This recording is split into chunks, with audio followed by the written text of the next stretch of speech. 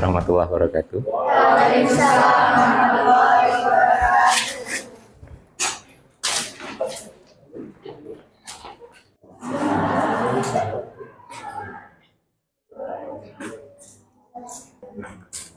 Gimana kuisnya, bisa? Alhamdulillah bisa.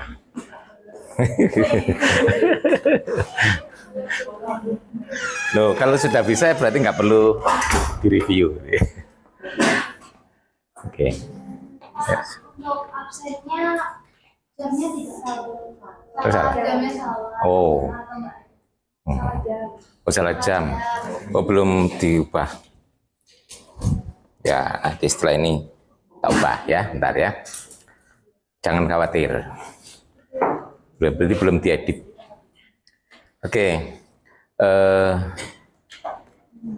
Kita masuk di kelas tentang struktur aljabar. Ini luar biasa, 5 SKS ya. Nah.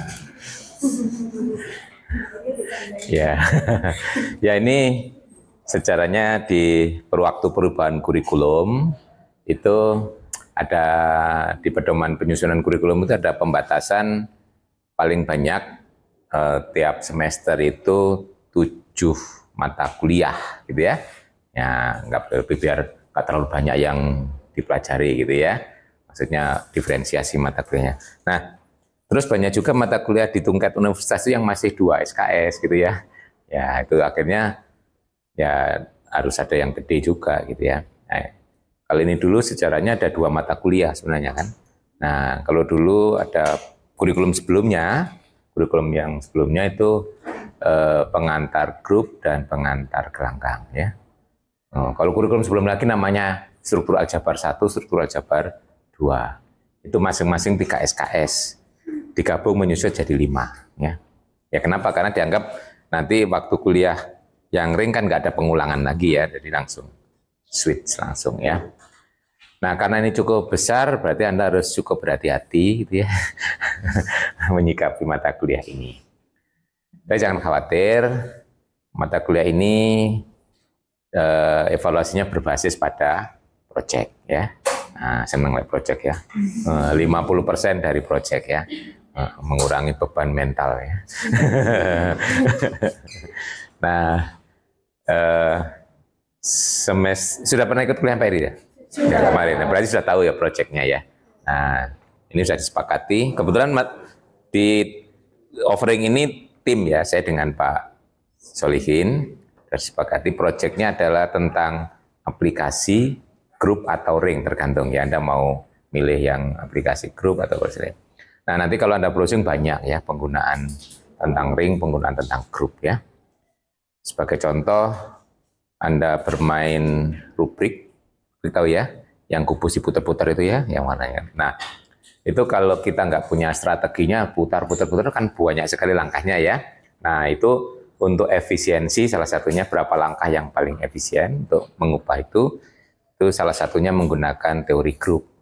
Nanti ada yang disebut dengan grup permutasi ya, itu kan mutar-mutar kan permutasi ya. Nah, nanti kalau Anda sudah belajar permutasi, nanti salah satu aplikasi dari situ adalah tentang permainan rubrik. Contoh ya.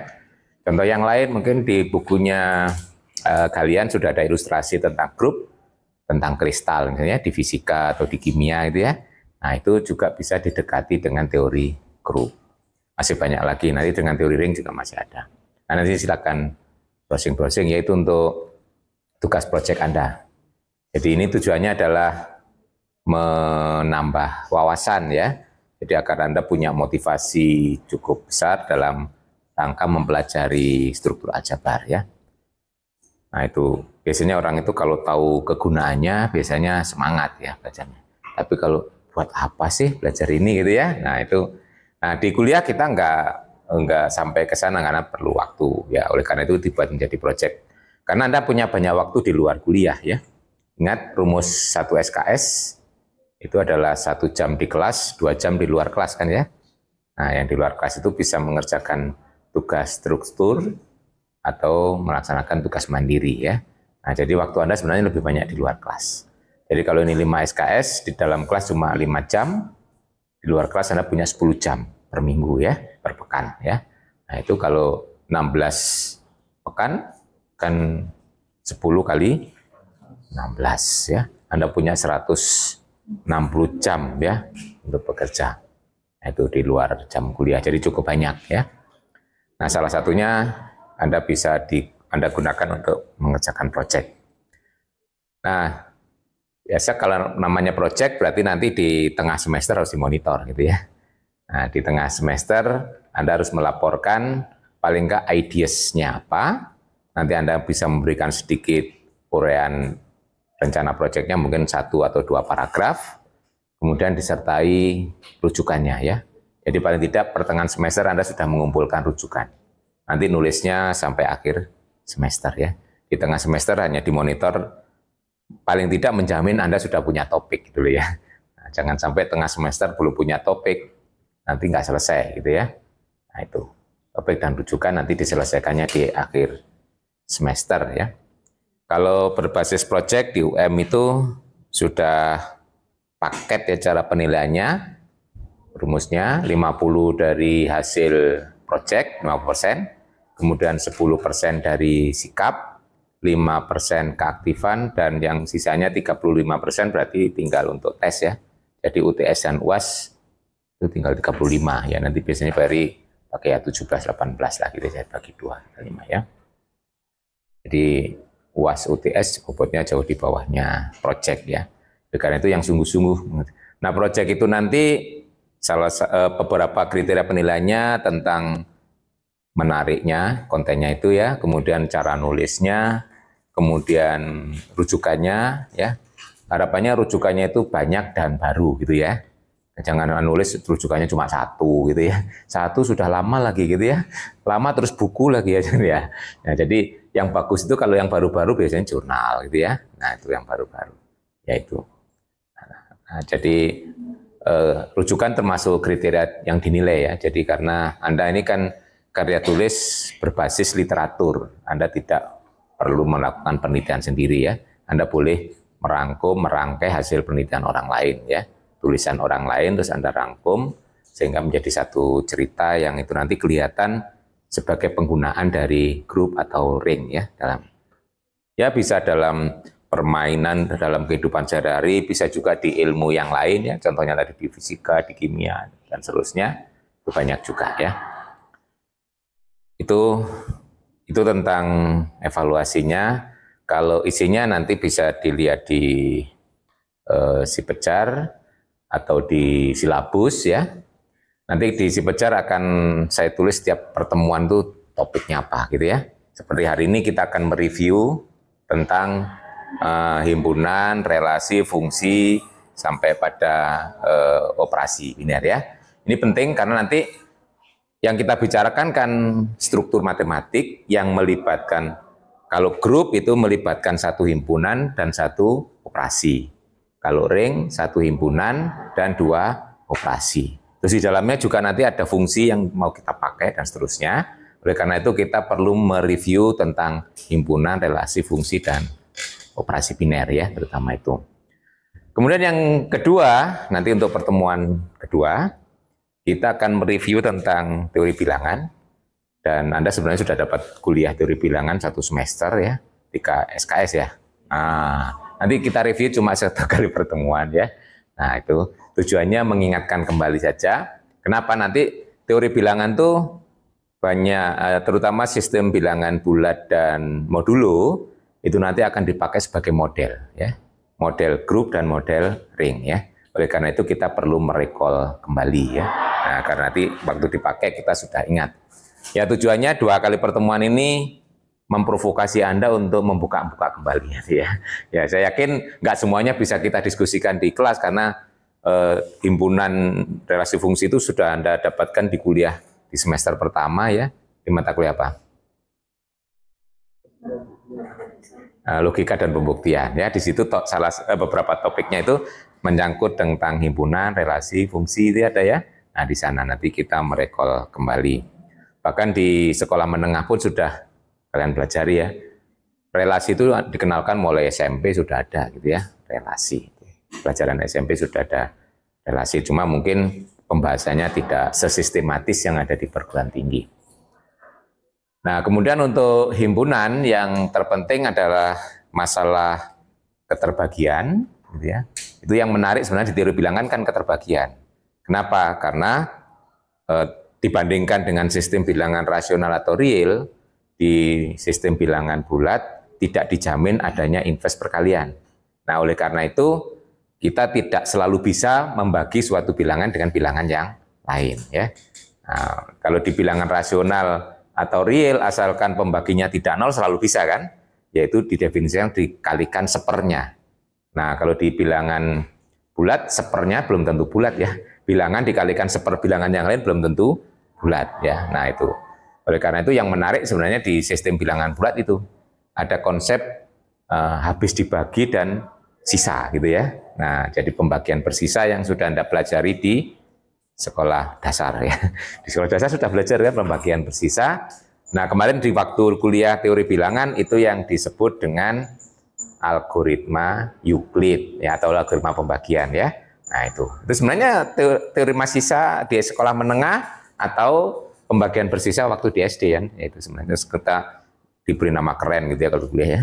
Algoritma pembagian atau algoritma Euclid. Nah, terus dalam berkaitan keterbagian lagi ada konsep pembagi bersama atau faktor persekutuan.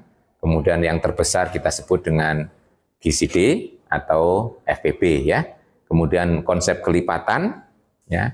Nah, nanti akan ada konsep kelipatan persekutuan dan kelipatan persekutuan terkecil ya. Nah, selain itu dengan menggunakan algoritma pembagian dan sisa itu kita bisa mendefinisikan relasi kongruensi modulo ya. Nah, terus nanti ini review sekaligus untuk yang pertemuan berikutnya ya. Nanti akan kita bahas sedikit. Nah, kemudian relasi modulo itu merupakan suatu relasi ekivalen. Akibatnya apa? Kalau kita punya relasi ekivalen, berarti himpunan bilangan bulat yaitu Z itu bisa terpartisi ya kan menjadi kelas-kelas ekivalen. Itu teori relasi secara umum kan ya. Kalau kita punya relasi ekivalen pada suatu himpunan, maka himpunannya akan terpartisi menjadi kelas-kelas ekivalen. Nah, kelas ekivalen itu yang kita sebut dengan nanti kalau di bilangan bulat ya kelas modulo N. Kalau kita kumpulkan kita beri simbol Zn ya. Nah, itu. Di situ sebagai puncak kuliah teori bilangan kan sampai menemukan Zn ya, kelas-kelas ekivalen itu. Nah, itu nanti. Nah, Z dan Zn itu nanti akan dipakai sebagai model dari grup dan ring ya. Nah, itu oleh karena itu kita harus sudah familiar lagi ke sana. Oke, baik.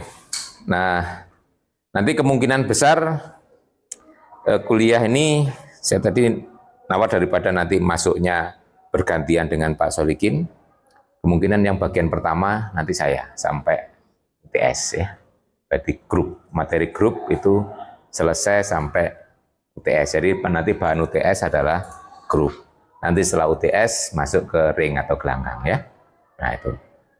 Ya, yang tua minta duluan ya. Ya, nanti yang muda belakangan Pak Solikin. Biar cepat selesai nanti ya. Nah, nanti kan setelah hari raya sudah nggak ada kuliah di kelas santasnya. Oke. Nah, oke, dengan rencana kuliah ada yang perlu ditanyakan terlebih dahulu sebelum kita nanti mereview sedikit tentang himpunan, relasi, fungsi dan operasi biner gitu ya. Nanti istilah-istilahnya nanti harus kita familiar kembali, akan dipakai nanti pada saat membahas grup dan seterusnya. Catatannya masih ada toh? Catatan kuliah yang semester 1? Masih belum dibuang kan? Dulu kuliahnya pakai bukunya siapa? Buku teksnya? Waduh, lali rek. Moras ya? Moras betul ya? Bridge to Abstract Matematik ya. Baru masih ingat ya. Padahal nggak ngajar kalian. Sudah lama sebenarnya nggak ngajar mata kuliah itu ya. Sekarang banyak yang muda-muda yang ngajar di awal. Oke, terhadap sistem perkuliahan kita atau rencana kuliah kita ada yang perlu ditanyakan? Cukup jelas ya, kalau sudah pernah ikut kuliah PRI, sudah tahu arti proyeknya apa gitu ya. Jadi nanti laporan akhirnya dalam bentuk makalah ya, bukan artikel, biar detail ya. Kalau ada makalah kan ada chapter-chapternya, ada bab-babnya, nanti bisa lebih detail. Oke. Oke, good. Kalau tidak ada, kita coba review. Nah, sebenarnya sedikit sudah saya masukkan dalam apa ya? Di dalam kuis tadi ya. Di kuis tadi kan sudah ada beberapa pertanyaan pancingan. Itu sebenarnya mencerminkan apa yang harus kita ingat. Kemudian kita ingat ya mulai dari himpunan. Ada yang masih ingat apa itu himpunan? Himpunan. Kurung-kurawal, Pak. Itu adalah ekspresi ya, cara menuliskan himpunan ya. Tapi bukan menjawab apa itu himpunan ya. Nah, nanti cara menuliskan himpunan salah satunya dengan menggunakan kurung kurawal, kemudian di dalamnya anggotanya kita masukkan di dalam itu ya. Nah, kalau diisi dulu dengan lingkaran gitu ya, bener-bener gitu, terus di dalamnya ada gambar-gambar yang dihimpun. Masih ingat di semester 1 Anda tentang pengertian himpunan? Apa himpunan? Masuk Kak, sekian banyak nggak ada yang ingat sama sekali. Nah, ini cara berkomunikasi yang kurang lengkap ya. Langsung di tengah-tengah tiap elemennya. Apa yang langsung tiap elemennya ya? Nah, ya. Ingat struktur bahasa Indonesia. Atau bahasa kalimat itu minimal apa unsurnya? S dan P ya minimal ya. Itu minimal sekali ya. Nah, paling minimal apalagi kalau SPO, SPOK gitu ya. Nah, Anda sering mengucapkan atau menuliskan kalimat itu tanpa subjek langsung ya. Kalau yang ini kan berarti langsung predikatnya atau ya depannya apa gitu ya. Nah, coba. Nah ini sambil latihan berkomunikasi yang baik gitu ya, baik dan benar. Benar dulu baru baik atau baik dulu baru benar ya. Benar, kalau Pak Eri lebih menyukai benar dulu baru baik belakangan ya. Ya. Baik tapi nggak benar rugi ya.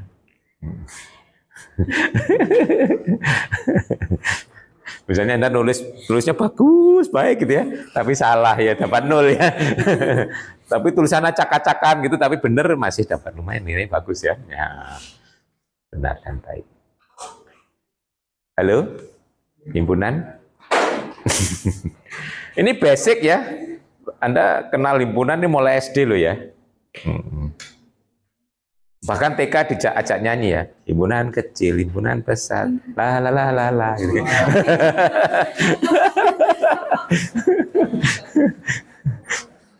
Waktu di PAUD, di TK kan diajak nyanyi, gitu ya. Bahkan dulu dipraktekkan kecil, besar ya. Nah, kalau sudah dewasa dibalik kan ya, besar, kecil gitu ya. Nah, itu untuk melatih konsentrasi ya toh. Halo?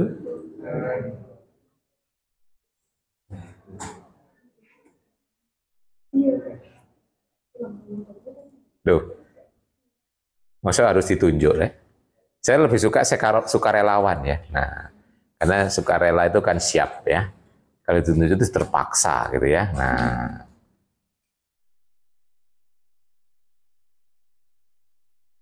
ini nggak tahu ya. Kok masa nggak membekas sama sekali?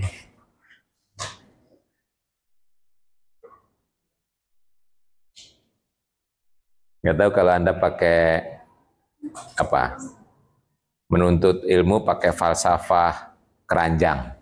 Ya, masih ada Anda yang pernah belajar filosofi mengambil air pakai keranjang atau pakai saringan yang berlubang-lubang gitu, ya.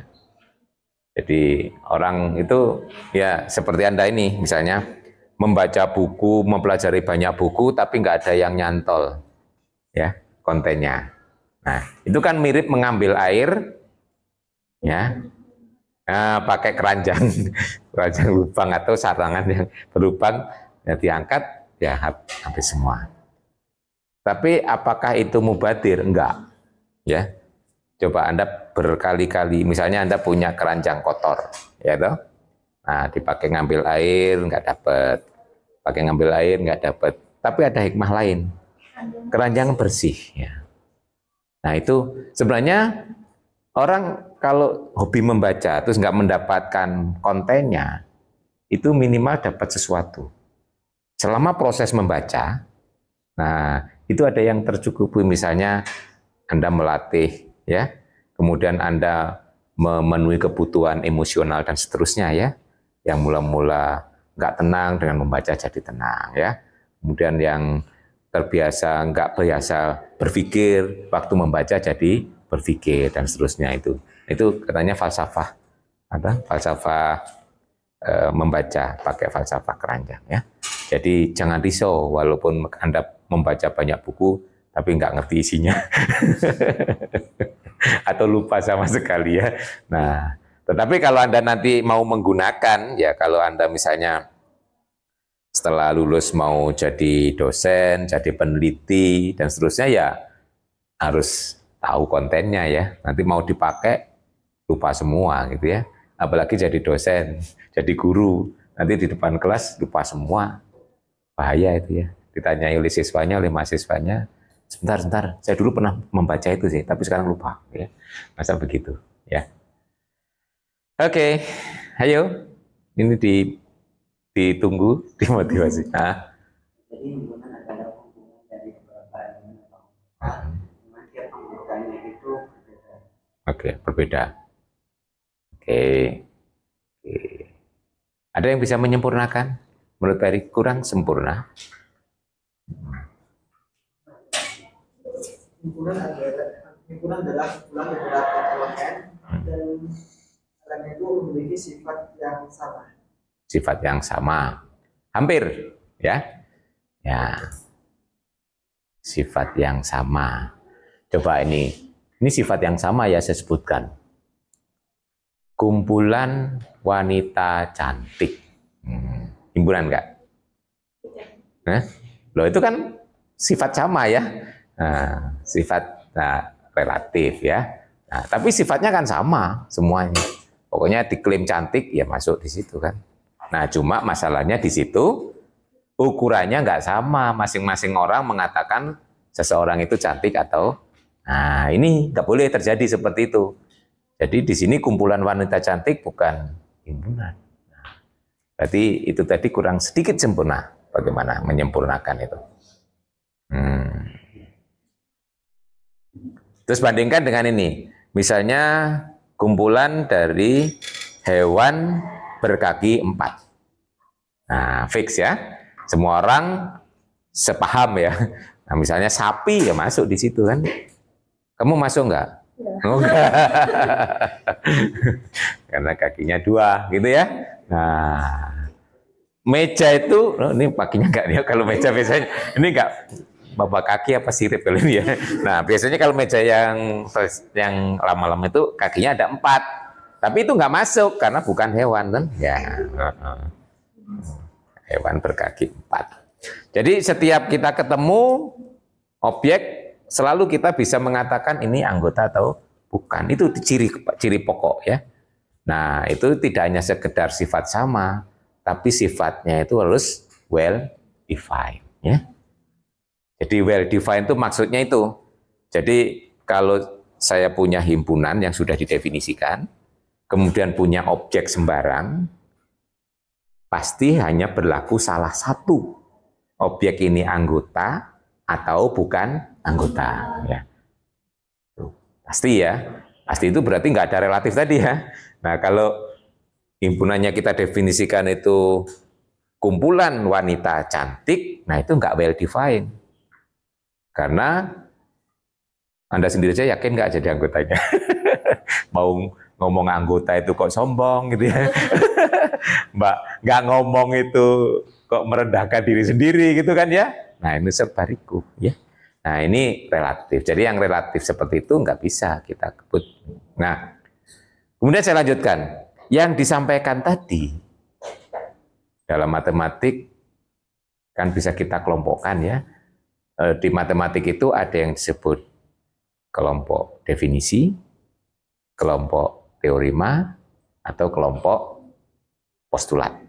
Tuh ya. Nah, kalau yang disampaikan tadi, kumpulan objek yang well defined, sifatnya well defined, itu termasuk apa? Definisi. Anda baca di mana definisi itu? Rujukannya di mana? Loh, kan harus bisa dipertanggungjawabkan ya dalam dunia akademik itu ya. Nah, gunanya ada rujukan di situ ya. Jadi kalau Anda nanti nulis itu merujuk, itu enak bebannya ya. Bukan tanggung jawab kita gitu ya. Tanggung jawab yang dirujuk ya. Makanya nanti kalau membuat karya tulis itu wajib kalau Anda mengambil dari bukunya orang atau dari papernya orang, tulisan orang itu ditulis rujukannya ya. Jadi Anda nanti nggak dituduh gitu ya. Nah, kalau nggak ada rujukannya dianggap sebagai opini Anda gitu ya, sebagai ide Anda gitu ya. Nah, itu etika menulis di dunia akademik. Ayo yang mengatakan definisi Anda baca di bukunya siapa ya, atau di mana? Atau wawancara dengan siapa? Di bukunya Moras, definisi. Nah, ya dicoba buka lagi ya, yang masih ada filenya. Yang bukunya kan ada di HP.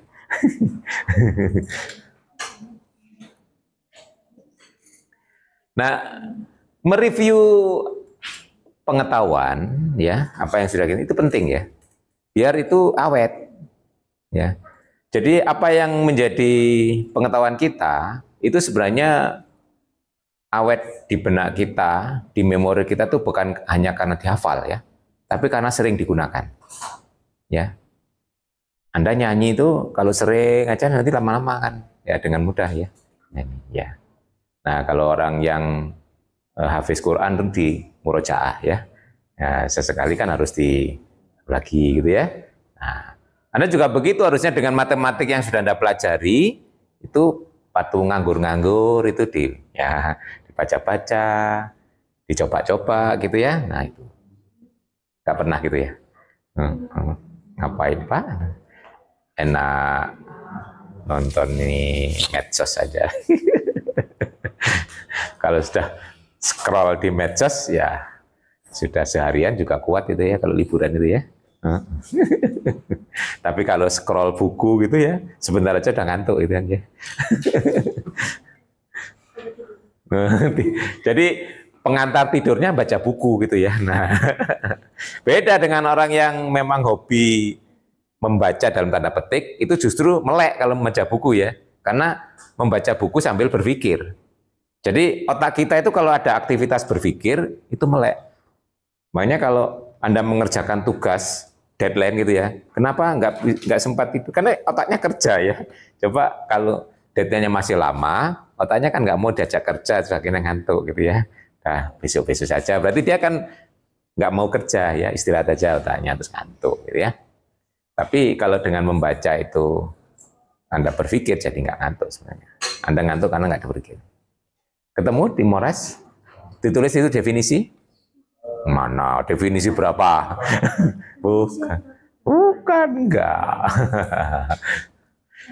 Kalau di bukunya Moras definisi ada terus definisi gitu kan ya. Nah, teorema ya. Enggak ada di bukunya Moras pun enggak akan ditulis ini definisi. Itu hanya dalam keterangan dalam paragraf, betul? Ya. Nah, kalau seperti itu apa namanya? Itu bukan didefinisikan tapi dideskripsikan, gitu ya. Diceritakan, ya. Beda loh ya. Dideskripsikan itu sama dengan diceritakan. Diuraikan sifat-sifatnya begini. Jadi sebenarnya Anda mengatakan himpunan itu adalah kumpulan objek ya. Sebenarnya mengatakan himpunan ya himpunan toh. Arti himpunan dan kumpulan itu kan sama kalau dalam kamusnya. Perhimpunan dengan perkumpulan sama toh. Ya. Nah, itu. Jadi daripada ngomong himpunan adalah himpunan, nah gitu ya. Nah itu rasanya cita rasa bahasa kan nggak baik ya. Nah akhirnya himpunan adalah kumpulan objek yang well defined. Syarat keanggotaannya well defined. Itu deskripsi. Nah kalau suatu istilah itu dideskripsikan itu bukan definisi, tapi apa namanya? Istilah itu namanya apa? Istilah yang dideskripsikan dalam matematik itu disebut kan istilah yang tidak didefinisikan. Berarti undefined term. Betul? Term itu kan istilah ya. Nah, istilah yang tidak didefinisikan. Jadi himpunan termasuk undefined term. Atau ada juga yang menyebut primitive term, ya. Istilah primitif. Dulu nggak dijelaskan waktu kuliah. Itu jelaskan. Lupa tapi ya. Kenapa kok ada istilah seperti itu? Nah, ingat cara membuat definisi dalam matematik ada polanya tidak? Kalau kita mendefinisikan sesuatu. Berpola nggak definisi di matematik? Halo? Atau sembarang gitu ya? Nah, oke coba recalling ini ya. Ini penting ya, keterampilan ini basic ya. Karena ini digunakan terus ya.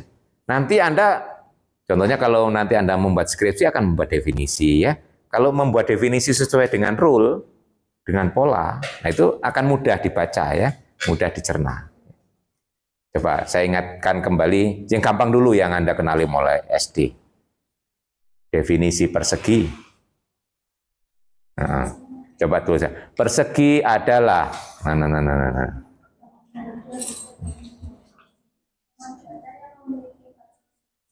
Oh, ya itu nggak harus persegi, belah ketupat juga ya. Iya toh.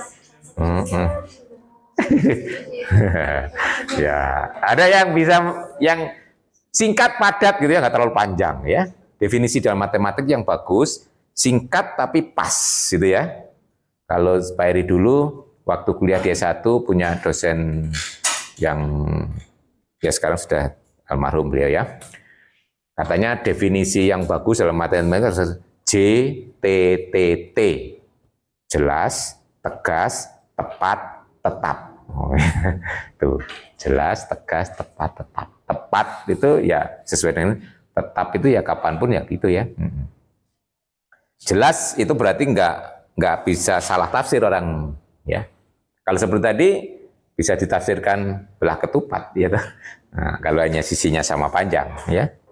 Nah, ada yang masuk definisi persegi aja yang paling Anda ketahui apa?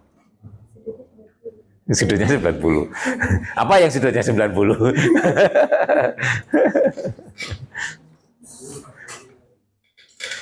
Sudutnya 90 nggak harus persegi toh. Bisa persegi panjang.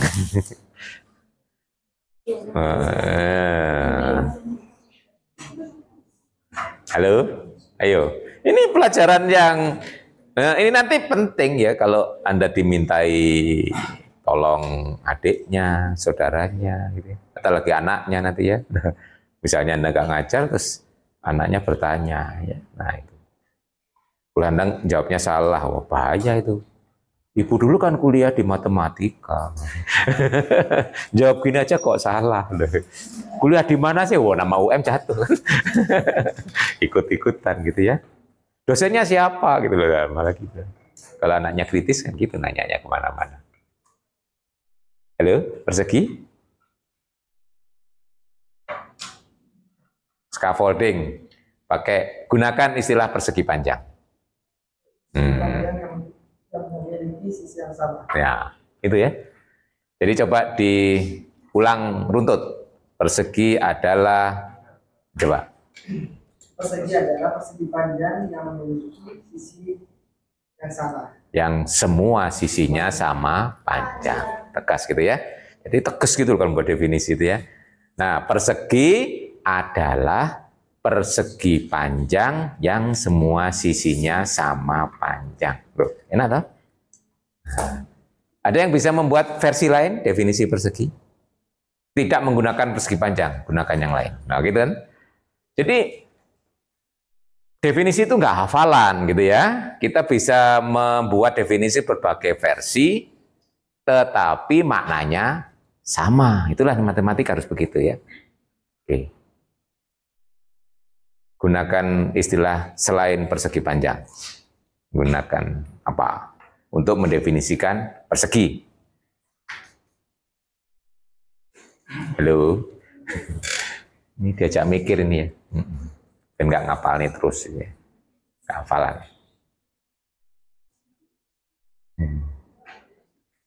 Ini berarti Anda berpikir analogi, berpikir apa gitu kurang cepat ya.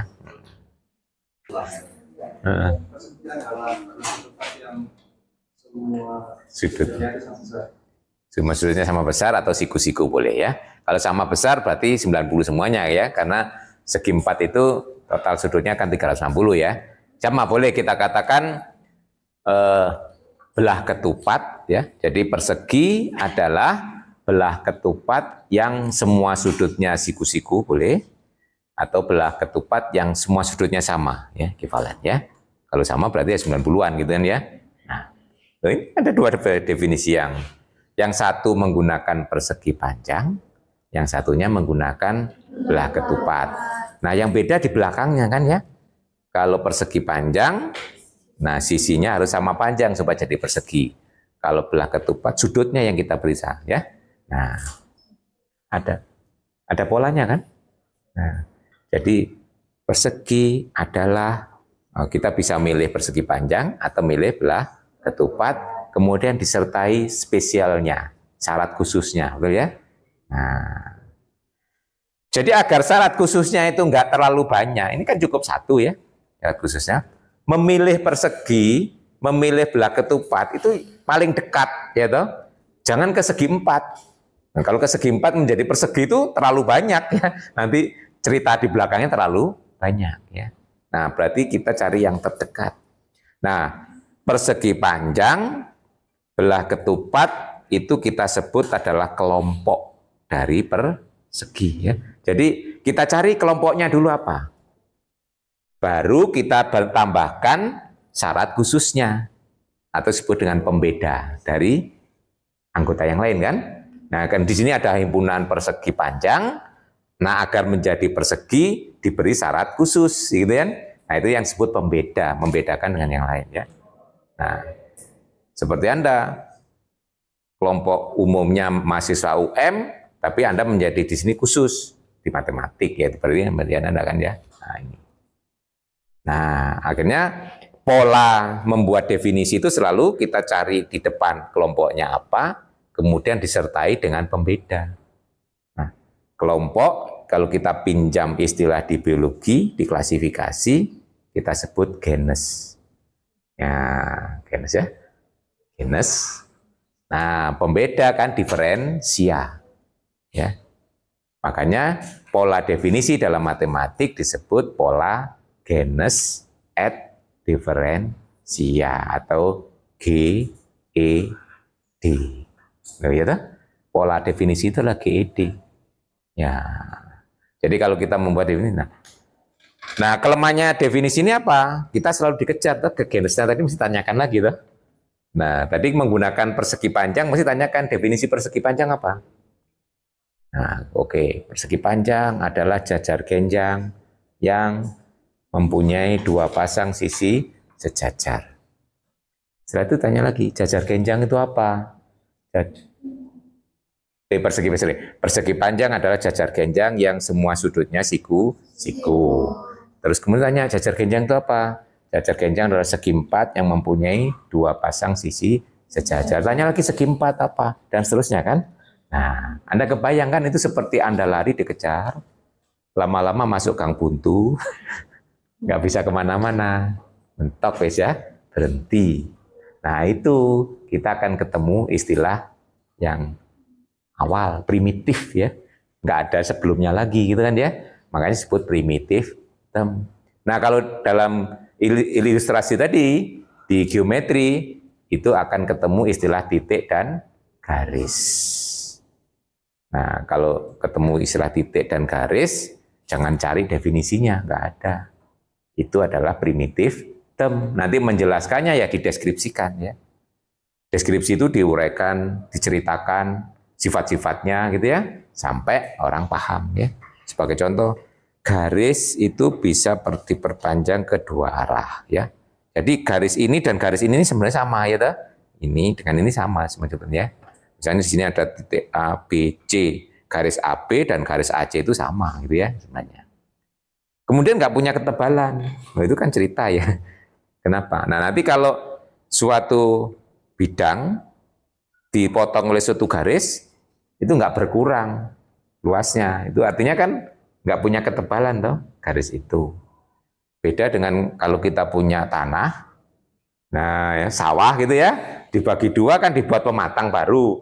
Nah itu luasnya akan berkurang ya. Sebenarnya kalau membagi sawah jadi dua itu sebenarnya luasnya nggak sama lagi dengan, akan berkurang sebagai jalan kecil itu kan pematang. Nah sebenarnya itu. Jadi makanya sebenarnya dalam kehidupan nggak ada yang ideal persis garis itu ya. Itu hanya ekspresi saja. Pematang sawah itu nggak bisa disebut garis ya, karena itu ada ketebalan dan seterusnya. Makanya sebenarnya bangun-bangun geometri itu di kehidupan sehari itu nggak ada yang persis ya, yang menyerupai saja yang ada. Oke, nah nanti banyak di matematik itu istilah-istilah yang macam itu primitif. Nah, salah satunya adalah himpunan. Itu primitive term. Nanti dengan himpunan itu kita bisa mendefinisikan istilah-istilah lain berikutnya. Contohnya kita bisa mendefinisikan relasi, ya toh? Mendefinisikan fungsi, operasi itu dari berpokok pada himpunan, gitu ya. Itu. Jadi dalam matematik kalau kita memberikan pengertian suatu istilah bisa menggunakan dua cara, yaitu definisi atau deskripsi. Ya. Definisi ya untuk istilah-istilah yang didefinisikan, deskripsi untuk istilah yang tidak didefinisikan atau undefined term. Itu definisi. Masih ada dua hal lagi dalam matematik kelompok besarnya, yaitu tadi selain definisi ada postulat atau aksioma dan satu lagi teorema. Ya. Biasanya antara postulat, aksioma itu dan teorema itu agak mirip-mirip ya. Isinya hukum, betul? Nah, apa bedanya postulat dan teorema? Kalau kontennya kadang hampir-hampir sama, ya. Jadi kalau ditanya apa itu postulat, apa itu teorema? Nah, kan Anda harus bisa membedakan ya, belajar matematik nggak bisa membedakan ini postulat dan teorema, bahaya ya. Dan menyikapinya juga beda kan, antara menyikapi postulat dan menyikapi teorema. Kalau menurut Anda postulat itu apa?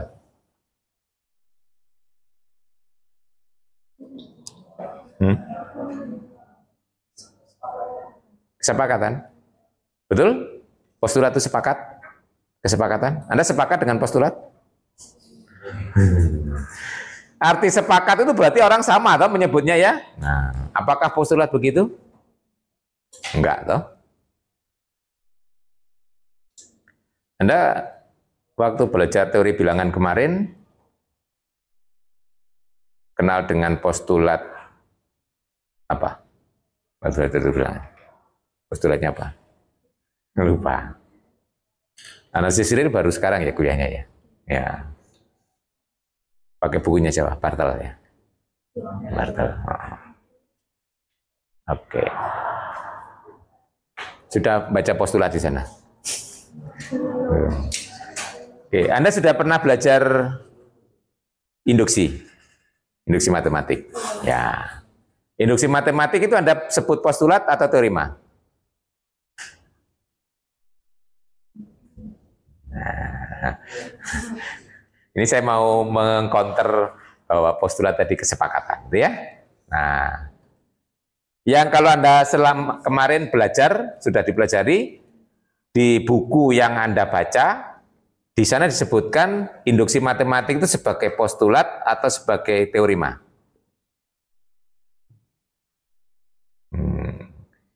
Waktu Anda membaca induksi pakai bukunya siapa sih? Rosen. Kalau Rosen, induksi matematik sebagai teorema. Ya. bukunya Bartel, Induksi Matematik Teorema, nanti yang dianalisis real ya, nanti akan ketemu ke sana. Jadi induksi matematik teorema membuktikannya berdasarkan apa? Postulat. Postulatnya adalah well order principle, betul? Iya. Oh, baru ingat ya. Nah, terus nanti coba buka bukunya Gilbert. Ya, Gilbert itu di sini sebagai rujukan tambahan ya. Nanti Anda bisa cari. Gilbert and Gilbert ya. Kebetulan dua orang nama belakangnya sama-sama Gilbert gitu ya, depannya yang beda ya, mungkin bersaudara kali ya. Nah, makanya judul bukunya Gilbert and Gilbert ya. Itu juga tentang struktur aljabar bukunya ya. Nah, nanti baca pas pada bagian bilangan bulat, di sana dibalik. Induksi matematik postulat. Well order principle teorema. Ya. Nah, ini menunjukkan nggak sepakat toh. Yang satu orang menyebut postulat, orang lain menyebut teorema. Ya. Maka kontennya saya sadar katakan hampir sama, kadang-kadang sama persis antara postulat dan teorema, sama-sama induksi matematik, di satu buku sebagai teorema, di buku lain sebagai postulat. Cuma gandengannya ini mesti ini di depan, ini di belakang ya. Yang didahulukan disebut postulat, yang dibelakangkan teorema, gitu ya. Nah, jadi orang tergantung sudut pandangnya mana yang didahulukan ya. Nah, semacam ini sering itu adalah hukum atau kebenaran yang ekivalen. Jadi kalau yang nulis buku suka-suka mana yang saya dahulukan ya. Yang saya dahulukan kan diasumsikan ya. Nah, diasumsikan itu berarti dianggap sebagai postulat. Nah, di sini orang nggak sepakat kan mana yang didahulukan, mana yang dianggap postulat ya. Nah, itu gugurlah anggapan Anda bahwa postulat itu kesepakatan. Itu dari cara melihat ya. Belum dari kontennya. Kalau yang tadi kan isinya persis ya. Induksi matematik, satunya menyebut postulat, satunya menyebut teorema. Well order principle, satunya menyebut postulat, satunya menyebut teorema. Nah, dari konten ada juga seolah-olah kontradiktif gitu ya. Nah, kalau Anda sudah belajar geometri kan? Ya, bahkan mulai sekolah menengah sudah. Nah, yang sudah Anda pelajari itu yang disebut dengan geometri Euclid, betul ya? Betul, geometri Euclid. Salah satu postulat yang terkenal ini di geometri yang Anda pelajari. Kalau saya punya garis, terus ada titik di luar garis, postulatnya mengatakan apa?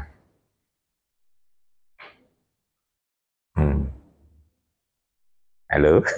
Katanya sudah tadi belajar geometri. Harusnya postulat itu juga ada di sana ya kalau belajar geometri Euclid ya.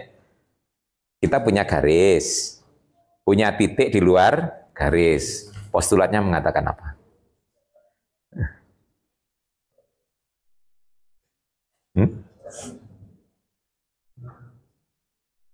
Ada satu dan hanya satu garis yang bisa dibuat melalui titik dan sejajar dengan garis yang diketahui, betul? Ya, kita hanya bisa membuat satu, toh? Nggak ada yang lain lagi. Atau kalau kita membuatnya berdasarkan tegak lurus boleh juga. Ada satu dan hanya satu garis melalui titik dan tegak lurus dengan garis tadi. Ya itu ya, boleh menggunakan sejajaran. Kalau yang sejajar kita angkat sebagai postulat, yang tegak lurus sebagai teorema. Itu kayak tadi ya, kalau tegak lurus sebagai postulat, yang sejajar sebagai teorema itu seperti tadi. Nah, tetapi nanti kalau Anda belajar geometri non-Euclid, nah kalau nanti apa istilahnya orang tulini wis adoh gitu ya. Ini dolannya kurang jauh gitu ya. Kadang-kadang kalau masanya orang kurang itu kan kamu mainnya kurang jauh sih gitu ya. Atau ngopinya kurang jauh gitu ya. Nah, nanti kalau ini contohnya, ini Anda baru belajar geometri Euclid itu kan nggak tahu macam-macam yang ya. Nah, baru tahu satu postulat itu tadi. Jadi nggak tahu bedanya. Nanti kalau Anda sudah belajar geometri non-Euclid, postulat itu akan diubah isinya ya. Kalau tadi kita hanya punya satu garis melalui titik, bisa diubah menjadi dua versi yang lain. Satunya punya banyak, satunya nggak ada sama sekali. Loh. Ya, mana yang benar menurut Anda? Bagi yang hanya belajar geometri Euclid ya yang pertama aja. Ya. Yang kedua, ketiga salah. Nah, ini nggak sesuai dengan yang disebut postulat. terhadap postulat kita tidak punya kewenangan menyalahkan atau membenarkan. Betul? Ya, karena postulat harus, ya memang itu diberikan gitu loh ya. Beda dengan teorema. Kalau teorema sebelum kita terima dipermasalahkan dulu. Ini benar apa tidak berdasarkan bukti-bukti yang ada kan? Nah, kalau postulat itu given, kita nggak boleh menyalahkan, nggak boleh membenarkan, kita hanya boleh menerima atau menolak. Kita aja ya. Nah itu kalau di dalam agama itu seperti keimanan, akidah. Ya, kalau kita belajar akidah, kita nggak boleh mempermasalahkan akidah ini benar salah ya. Nah, ya kita terima atau kita tolak ya. Misalnya, masing-masing agama itu punya akidah sendiri-sendiri kan. Nah, jadi kalau Anda di Islam akidah dasarnya apa? Itu. Kalau Anda ingin beragama Islam ya itu terima, ya.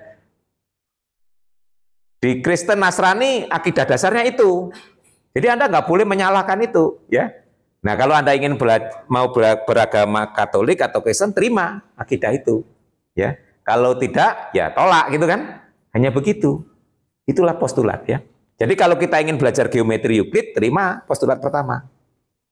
Kalau belajar geometri Euclid, kita pilih postulat kedua atau yang ketiga, gitu ya. Nah, jadi di sini dari isi pun sudah beda, nggak sepakat ya. Nah, ini sebenarnya belajar postulat itu nanti dampaknya cukup besar dalam kehidupan ya. Akhirnya orang itu saling menghargai kepercayaan orang lain. Nggak boleh menyalahkan kepercayaan itu nggak boleh ya. Karena itu nggak bisa dibuktikan gitu ya. Karena namanya iman, percaya, ya percaya apa enggak gitu aja kan. Ya kalau nggak mau terima ya nggak usah dipercaya gitu ya. Nah jangan disalahkan gitu aja. Ya di situ. Jadi fondasi ya. Nah, kenapa begitu? Karena matematik itu sebenarnya kalau kita belajar matematik itu sebenarnya kan seperti belajar membuat suatu bangunan gitu ya. Nah, kayak membuat puzzle gitu kan matematik ya. Makanya orang penelitian di matematik itu sebenarnya kan melengkapi puzzle gitu ya. Nah, akhirnya jadi bangunan yang gede gitu ya. Jadi kalau Anda nanti mau penelitian matematik sebenarnya kan melihat oh bangunan ini kurang bagian ini, saya lengkapi. Dilihat lagi kurang ya. Itu sebenarnya membangun. Jadi belajar matematik itu sebenarnya ya. Jadi yang pokok adalah bagaimana kita membentuk suatu struktur yang backgroundnya apa, yang landasannya sudah diberikan postulatnya tadi. Ke atasnya ya dasarnya postulat itu nggak boleh diubah. Kalau postulatnya diubah ya jadi bangunan yang berbeda gitu ya. Makanya kenapa agama itu kok bisa beda-beda ya karena postulatnya beda ya toh. Jadi Anda nggak bisa langsung menyalahkan orang itu kok bertindak seperti itu ya. Enggak, itu karena memang berdasarkan keyakinannya. Makanya nanti kalau Anda belajar di geometri non-Euclid nanti ada teorema yang seolah-olah berbeda dengan dia. Yang memang beda dengan yang ada di geometri Euclid karena landasan berpikirnya berbeda. Nah, jadi ini tidak harus sepakat ya, postulat itu bisa ditinjau dari cara melihatnya, penamanya ini postulat atau teorema, bisa juga dari isinya yang berbeda. Nah, kalau teorema orang sudah sepakat bahwa teorema itu memang harus dibuktikan dulu. Bagaimana membuktikan teorema? Ya berdasarkan postulat atau berdasarkan teorema sebelumnya. Ya, Anda sudah harus betul. Baik, dalam matematik itu sangat sistematis ya. Jadi kita memulainya dari postulat, dikembangkan jadi teorema, kemudian teorema-teorema berikutnya, gitu ya, akhirnya menjadi suatu bentuk struktur. Oke, kita kembali lagi. Tadi kita sudah mengerti tentang himpunan. Nah, jadi himpunan ini kita anggap sebagai istilah awal ya di dalam itu, baru nanti dikembangkan. Dari himpunan ini dalam keperluan kuliah kita nanti diturunkan istilah relasi. Nah, berarti nanti dari relasi diturunkan istilah fungsi. Nah, kemudian dari fungsi kita turunkan istilah operasi biner lah di sini ya. Lebih khusus lagi operasi biner yang mau kita pakai. Nah, nih lihat sistematikanya ya. Berarti di sini nanti kalau kita ingin sistematis berangkat dari himpunan, definisikan relasi berdasarkan menggunakan istilah himpunan. Kemudian mendefinisikan fungsi menggunakan relasi. Mendefinisikan operasi biner dengan menggunakan fungsi. Nah, ini Jadi kalau kita buat sistematika GED tadi kelihatan gitu ya. Jadi nanti kalau relasi ya himpunan yang mana gitu ya. Nah, gitu. Kalau fungsi relasi yang mana gitu ya. Nah, kemudian kalau operasi biner fungsi yang mana gitu. Nah, ini namanya peta konsep ya. Kalau kita belajar matematik itu kita harus tahu peta konsepnya, urut-urutannya gitu ya.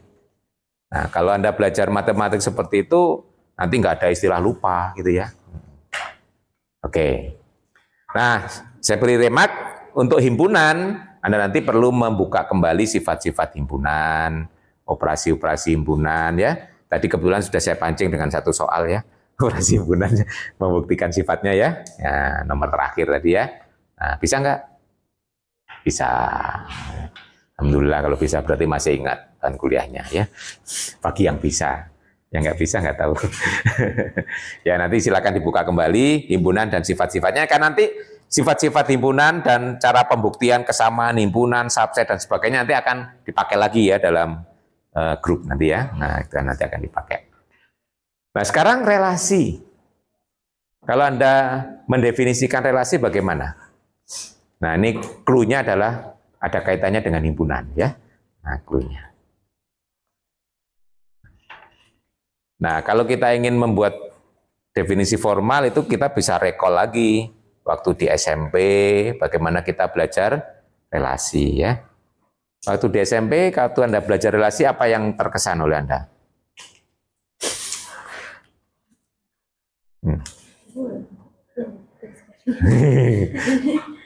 Kalau Pak Heri yang terkesan itu cara mengekspresikan relasi, cara menuliskan relasi. Ada berapa cara? Waktu di SMP. Diajari berapa cara menuliskan relasi atau mengekspresikan relasi? Ada berapa cara? 3. Ya, 3 benar wis, 3 wis. Kalau 3 berarti kurikulumnya sama. Nah, enggak 3 berarti beda wis. Wis ganti kurikulum merdeka. Merdeka ya boleh belajar, boleh tidak. Belajar atau tidak tetap lulus toh? Merdeka tetap naik. Itu guru itu mengeluhnya sekarang gitu ya, murid ini nggak sinau nggak apa tetap naik kelas gitu ya. Itu yang dikritisi sekarang ya. Oke, 3 apa saja? Oke, diagram panah biasanya kita tuliskan himpunan yang pertama dengan unsurnya, himpunan yang kedua dengan unsurnya, kemudian unsur yang berelasi kita hubungkan dengan anak panah P1. Kedua pasangan berurutan. Jadi yang tadi berpasangan, misalnya di sini A, ini X, kita tuliskan A, X. Oke. Yang ketiga, diagram kartesius. Jadi yang pasangan berurutan tadi kita ekspresikan sebagai titik, betul ya? Dalam grafik kartesius. Yang mendatar ini sebagai himpunan pertama. Jangan dianggap kartesius itu hanya bilangan ya. Kalau himpunannya di anggotanya enggak ya dituliskan aja nih ya. Nah, kayak kita membuat grafik gitu ya. Nah, tuh. Itu 3. Nah, ini nanti kita akan memformalkan menggunakan salah satu dari situ. Nah, kira-kira yang dipilih yang mana ya? Yang sangat matematis gitu ya. Nah, yang ada kaitannya dengan himpunan, ya kan ini ya, sudah saya beri clue itu. Kira-kira yang mana? Yang kedua. Ya, yang kedua, pasangan berurutan, ya. Nah, kalau Anda ketemu pasangan berurutan, ingat apa? Nah, gitu aja cara belajar itu mesti mengasosiasi gitu ya. Jadi biar otak Anda itu bekerja gitu loh ya. Jangan dikit-dikit lihat buku gitu ya. Nah, jadi kalau kita sudah pernah belajar, direcall ya. Otak ini biar bekerja gitu ya. Nah, kalau Anda ada istilah pasangan berurutan, terus ingat apa? Dengan himpunan itu ingat apa? Ada kaitannya dengan himpunan.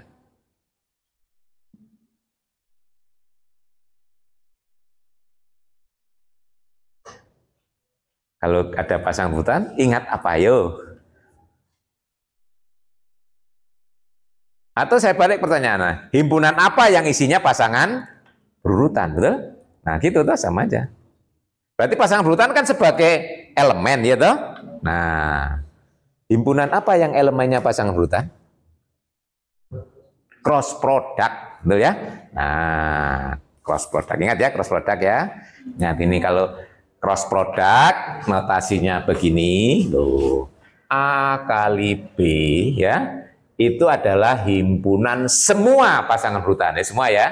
Nih, A, B, A-nya di A dan B-nya di B. Nih ya. Nah, sekarang relasi apakah harus semua? Apakah semua harus berpasangan? Kalau kita punya relasi, tidak harus. Nah, berarti relasi itu sebagian dari ini kan? Nah, berarti kalau kita sebagian, berarti kenal konsep apa? Subset. Berarti relasi itu adalah subset dari cross product, betul ya? Berarti relasi dari himpunan A ke himpunan B adalah subset dari A cross B. Loh, apa? Ya. Loh, gitu, buat definisi enak toh?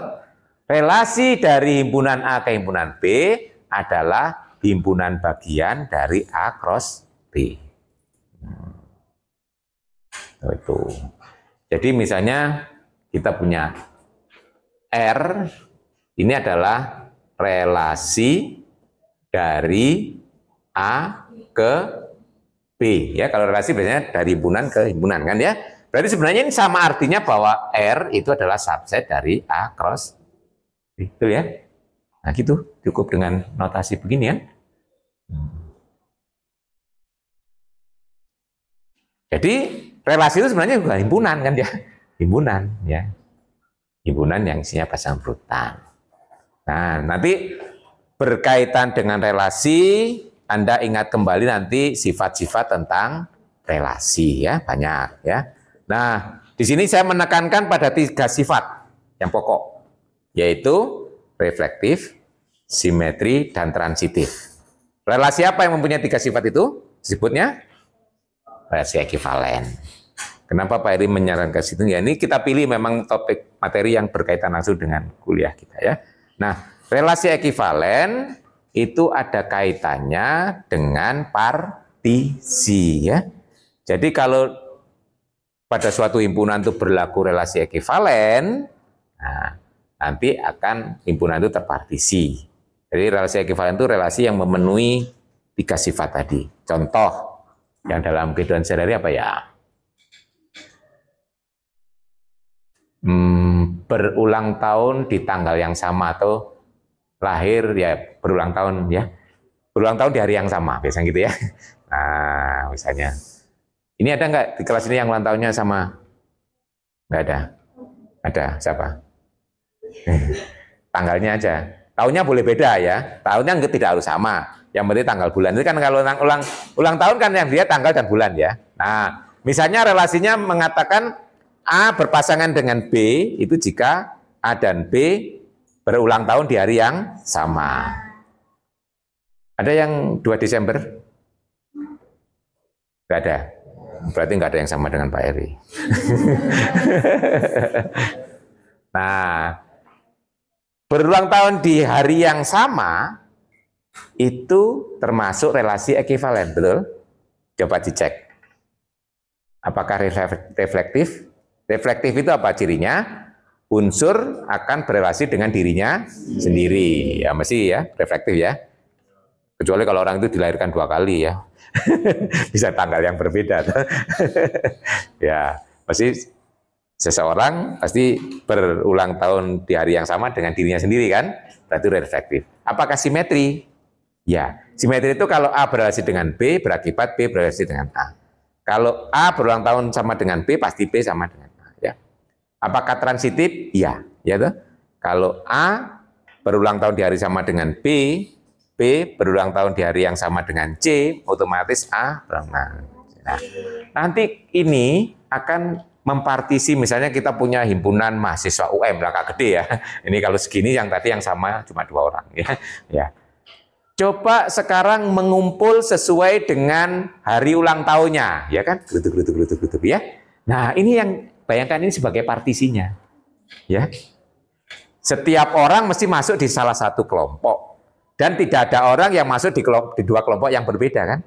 Iya, itulah disebut partisi kan ya. Semua akan masuk di salah satu kelompok. Nah, satu kelompok itu pasti tanggal lahirnya sama, hari yang sama. Nah itu ya. Nah, itulah partisi gambarannya seperti itu ya.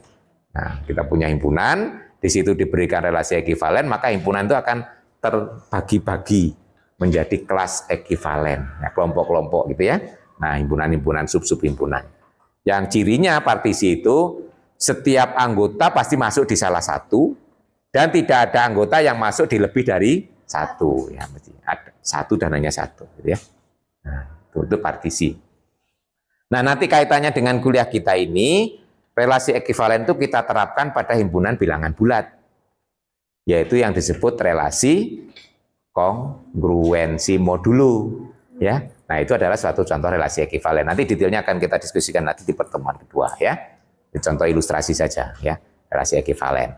Jadi di sini yang penting kalau kita punya relasi ekivalen, maka himpunan akan terpartisi menjadi kelas-kelas ekivalen. Nah, kelas ekivalen itu kita sering simboli tanda kurung siku ya. Di bukunya Moras itu juga simbolnya kurung siku ya. Kalau kita punya relasi ekivalen, misalnya kalau relasi ekivalen itu mesti dari himpunan yang sama ya. Kalau kita punya relasi itu selain sebagai himpunan, kadang-kadang dituliskan sebagai misalnya A berrelasi dengan B, ini juga boleh ya. Ini sebenarnya menggantikan simbol A, B ya. Nah itu A, B. Nah boleh. Nah kalau menggunakan simbol A, B berarti relasi sebagai himpunan, kalau ini sebagai mengkaitkan, sebagai model yang pertama, sebagai pasangan, memasangkan itu ya. Nah itu. Nah biasanya kalau ini relasi ekivalen, nah kalau kelasnya A itu adalah ini relasi ekivalen pada himpunan A. Nah, itu kelasnya A adalah semua unsur di A yang berelasi dengan A, gitu kan ya? Ini definisi umumnya ya. Itu yang disebut dengan kelas ekivalen. Nah, simbol ini nanti juga akan kita gunakan pada saat membahas modulo, gitu ya. Modulo itu di situ. Nanti kita pakai lagi pada pertemuan berikutnya. Itu yang relasi. Oke, yang berikutnya fungsi. Fungsi atau ada juga yang menyebutnya pemetaan ya. Kalau dalam bahasa Inggrisnya kan function dan mapping ya. Nah, dalam bahasa Indonesia function diterjemahkan fungsi, mapping diterjemahkan pemetaan ya. Apa itu? Nah, itu kan di sini berarti memberikan pengertian fungsi menggunakan relasi ya. Berarti relasi yang bagaimana disebut fungsi itu? Nah, biasanya orang boleh relasi dari himpunan A ke himpunan B disebut fungsi jika, nah itu juga boleh, itu kan yang dibalik redaksinya ya. Relasi dari himpunan A ke himpunan B disebut fungsi jika untuk setiap anggota A berpasangan dengan tepat satu ya, atau dengan anggota B. Nah, ada satu dan hanya satu biasanya. There is one and only one. For each A in A, there is one and only one B in B such that A, B in R. Misalnya R itu sebagai fungsinya ya. Nah, gitu. Jadi suatu relasi dari himpunan A ke himpunan B disebut fungsi jika setiap atau masing-masing anggota A mempunyai tepat satu pasangan dengan anggota B ya, tepat satu ya. Nah itu. Jadi kalau nggak tepat satu ya bukan fungsi, atau ada anggota A yang tidak punya pasangan juga bukan fungsi, itu ya syaratnya. Nah terhadap fungsi ini biasanya nanti yang paling banyak dipakai nanti istilah-istilah yang istilah fungsi injektif, surjektif, bijektif ya. Nah, apa itu injektif? Itu Anda kenali dulu adalah fungsi satu. Surjektif itu pada atau onto ya. Nah, kemudian kalau bijektif satu dan pada. Nah, yang istimewa kalau suatu fungsi itu bijektif, apa keistimewaannya? Mempunyai inverse. Inverse itu kaitannya dengan komposisi ya. Nah, berarti kalau F itu bijektif, misalnya fungsi F itu bijektif, maka ada G ya, sehingga F komposisi G itu merupakan fungsi identitas ya. Ya itu. Nah, fungsi bijektif inilah yang sering juga kita sebut permutasi. Tadi ada pertanyaan permutasi ya. Nah, bijektif itu, nah terutama kalau domain dan kodomainnya sama, yang sering permutasi itu ya, domain dan kodomainnya sama, yaitu disebut permutasi. Fungsi bijektif dari A ke A itu disebut permutasi pada himpunan A ya. Tuh. Itu nanti permutasi merupakan contoh juga, contoh grup ya. Dan nanti ada topik khusus satu kali pertemuan yang membahas permutasi dan sifat-sifatnya. Dan permutasi ini nanti karena kita melibatkan komposisi sebagai operasinya, maka tidak harus komutatif ya. Kalau bilangan bulat komutatif ya, operasinya tambah maupun kali itu komutatif bilangan. Tapi kalau fungsi, Anda sudah pernah belajar komposisi fungsi tidak harus komutatif. Jadi nanti ada model lain ya, permutasi sebagai model lagi ya. Nah di sini direkol nanti karena mau dipakai sebagai model lagi dalam grup ya, permutasi. Nanti topik tertentu nanti ada tentang permutasi. Baik, itu tentang fungsi. Nanti ya Anda pelajari lagi apa itu domain, kodomain, range, daerah hasil ya. Daerah hasil itu sebut daerah hasil, range, image ya, sama aja ya, banyak peta gitu ya. Istilahnya banyak ya. Jadi nanti kalau Pak Heri menyebut salah satu jangan bingung ya. Ada kadang menyebutkan image, ada yang menyebutkan peta, ada yang menyebutkan range ya, ada yang menyebut daerah hasil ya. Itu semua sama. Nanti silakan dipelajari lagi. The last operation atau binary operation, operasi biner. Apa itu operasi biner? Contoh yang Anda kenali operasi biner apa saja? Yang dikenali dulu contohnya sebelum definisi formalnya. Apa? Tambah. Nah, tambah pada Z ya, tambah pada R, tambah pada Q gitu ya. Nah, kali ya.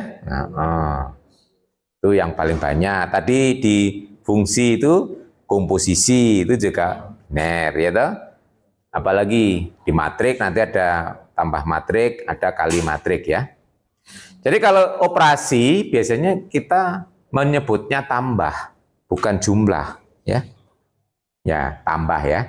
Bahasa aslinya kan add. Ya, itu add itu terjemahan bahasa Indonesia tambah. Kalau jumlah itu adalah terjemahan dari sum. Ya.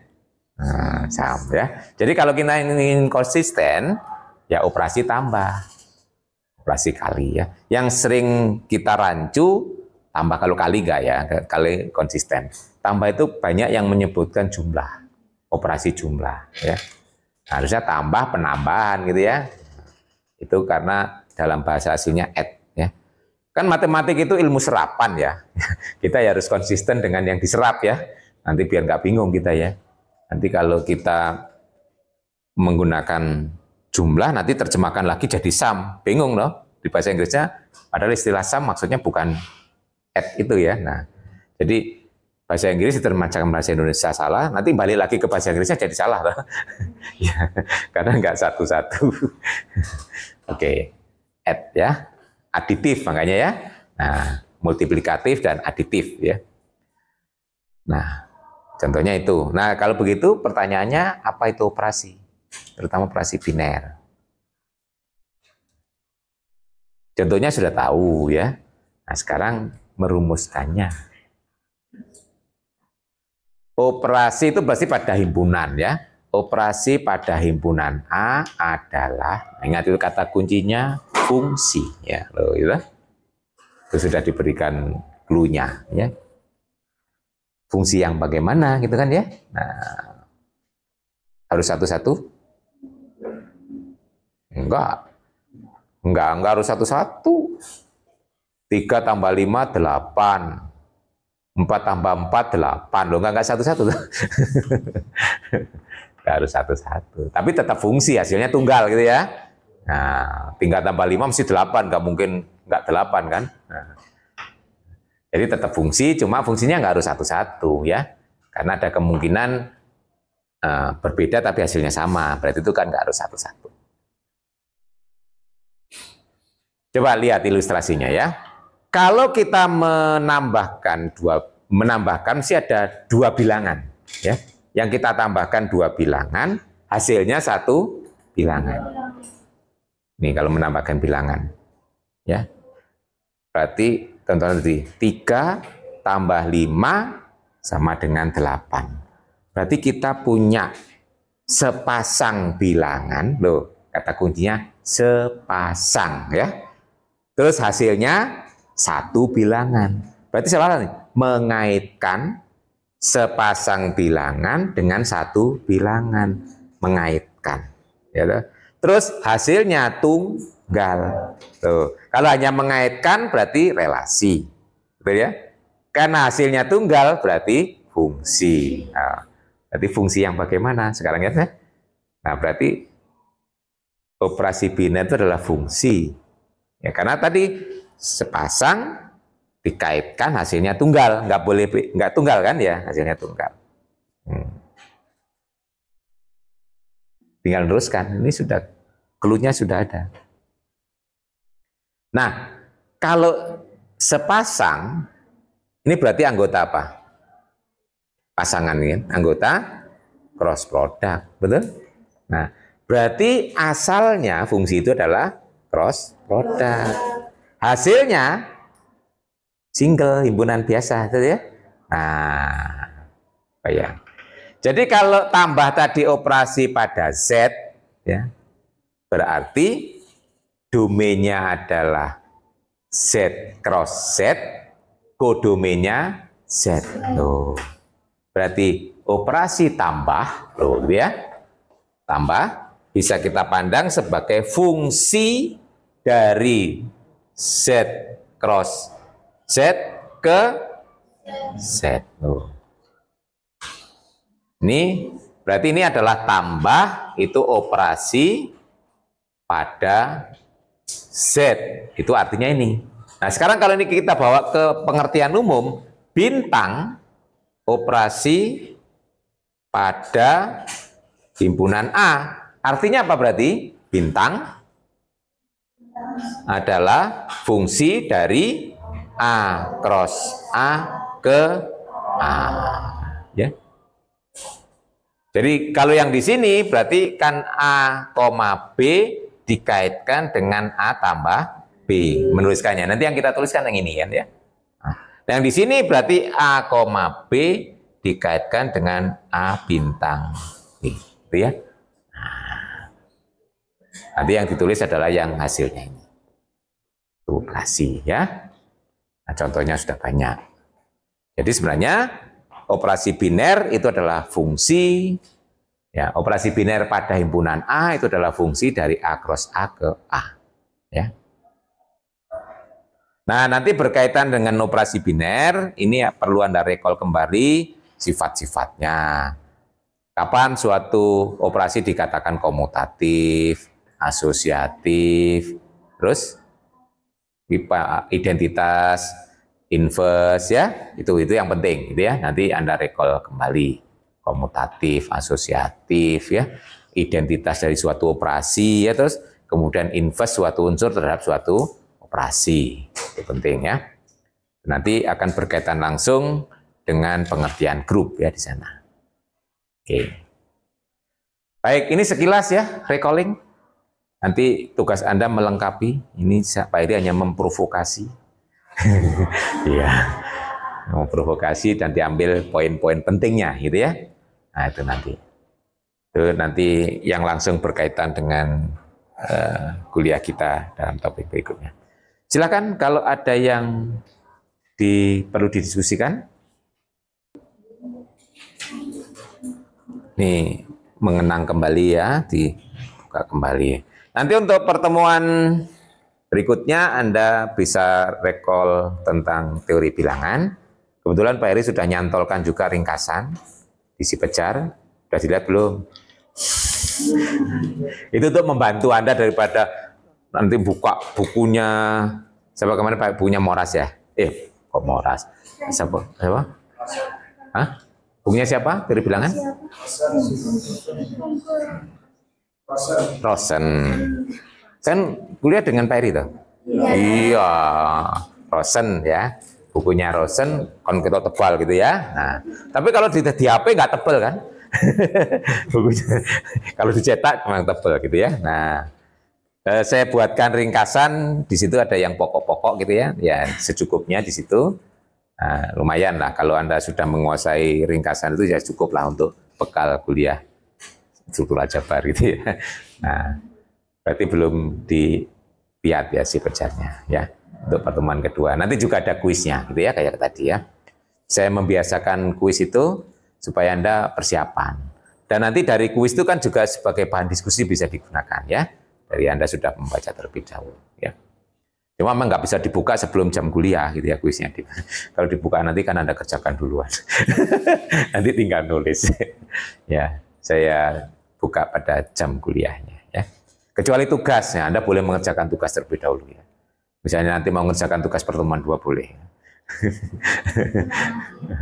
Nah, cuma kalau tugas karena kuliah kita berturutan, deadline-nya nggak seperti kuliah berikutnya, tapi kuliah pekan depannya ya. Jadi tetap sepekan gitu ya deadline-nya. Jadi sehari sebelum kuliah pekan depan ya. Jadi kalau tugas pertemuan pertama nanti sebelum kuliah pertemuan ketiga gitu ya. Tugas pertemuan ke lalu sekarang besok tugas saya yakin Anda kesulitan mengerjakannya ya. Kasih Anda. Ini kelas Anda apalagi berturutan. Kalau kelas satunya masih jeda sehari ya. Ini ya berturut-turut ya. Nah, Kamis Jumat ya. Nah, makanya deadline-nya kalau Anda lihat itu pada kuliah berikutnya ya. Tetap sepekan. Jadi sehari sebelum kuliah. Kalau tugas pekan pertama, tugas pertemuan pertama sehari sebelum kuliah ketiga gitu ya. Nah, dan seterusnya. Oke, masih ada waktu sedikit. Kalau ada pertanyaan boleh, kalau tidak ada bisa kita akhiri ya. Kepingin segera pulang ya nggak usah bertanya.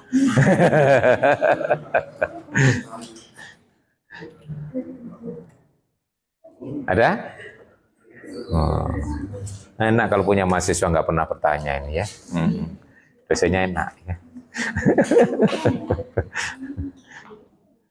Oke, kalau dirasa cukup ya karena ini hanya masih review ya. Jadi nanti tugas Anda melengkapi lagi tadi yang belum sempat didiskusikan. Silakan dibuka kembali ya. Terutama catatan kuliah atau buku yang berkaitan dengan himpunan, relasi, fungsi, dan operasi biner ya. Oke, saya kira cukup ya hari ini. Kita akan ketemu lagi besok pagi ya dengan topik review tentang teori bilangan ya. Dari sini sekali lagi nanti fokuskan pada masalah keterbagian, algoritma pembagian, FPP, KPK, dan modulo ya.